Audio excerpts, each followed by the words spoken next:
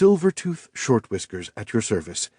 Please convey me to your captain so that I may thank them for the kindness of the accommodations."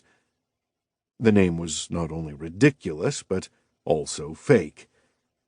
Never having seen a smilp before, she had no idea if the being smiled at her attempt at humor, but she completely understood the flash of blue light from the muzzle of the nearest laser rifle, and had just enough time to think, well, crap, before the stun bolt slammed into her and knocked her, unconscious, to the deck. She woke in a small room with a pounding headache. Well, what did you expect, Becca? A red carpet and a bowl of milk? The room was Spartan but furnished, obviously someone's cabin.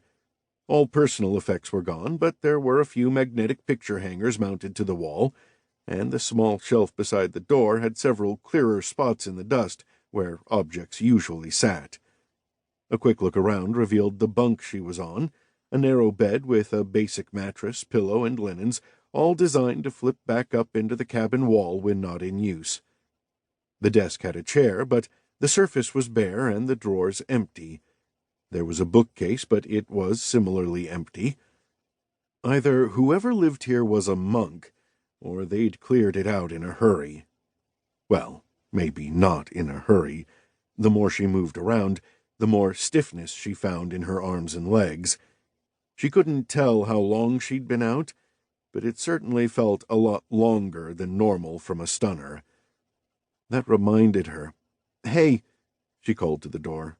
"You want to let me hit the head? I was curled up in that storage compartment for hours, then you knocked me out. I could really use a lavatory." There was a scuffling of feet from outside the door, and Becca pricked up her ears, swiveling them around to catch any conversation. She could hear two voices arguing, but the words were indiscernible. After a few seconds and a louder "Fine," the door whooshed open to reveal a slender human female standing there with a laser pistol in her hand. "You try to run, I shoot you. You piss on my floor, I shoot you. You show me claw or fang, I shoot you. You understand?" Even with her mind running a light year a second, Becca couldn't keep control of her tongue. "I think so. If I piss you off, you're going to give me a cookie?" The human glowered, her dark eyes narrowing and the gun coming up. Becca raised her hands, careful to keep a rein on her fear. Sometimes her claws popped when she was nervous, and she had no doubt this woman meant every word she said about shooting her. Her guard motioned at her with the pistol, and Becca moved forward. She gave the woman a good once-over as she passed. Tall, nearly 2 meters, and lean, with cords of muscle standing out along her forearms. She looked much more fit than the humans Becca remembered from Tideb, but most of them had been beggars or petty criminals. Her hair hung in a long dark braid over one shoulder. She was pretty, for a being without any fur or other interesting features. Behind the woman stood a human male of similar height and hair color, but thicker muscles. He looked like he could hold his own in a fight, armed or not, although Becca noted the laser pistol on one hip and the long knife on the other. The woman's laser pistol hadn't moved from where it was aimed right at her midsection, and by the scowl on the woman's face she really wanted an excuse to learn what singed fur smelled like. "Move it, stowaway," the woman said. "Which way to the head?" she asked. The man pointed down the corridor, and Becca turned in that direction.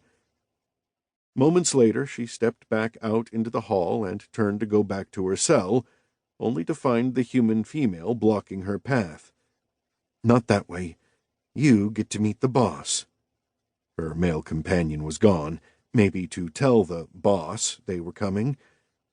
Becca didn't waste too much time thinking on it, just headed down the hall in the direction the woman pointed, making sure to keep her hands in plain sight. She walked down the corridor, trying to take in as much of her surroundings as she could. The corridor she walked down now was pretty featureless. Basic plasteel walls and titanium decking with low lighting that indicated more races in the crew than humans. Her eyes dilated, no problem.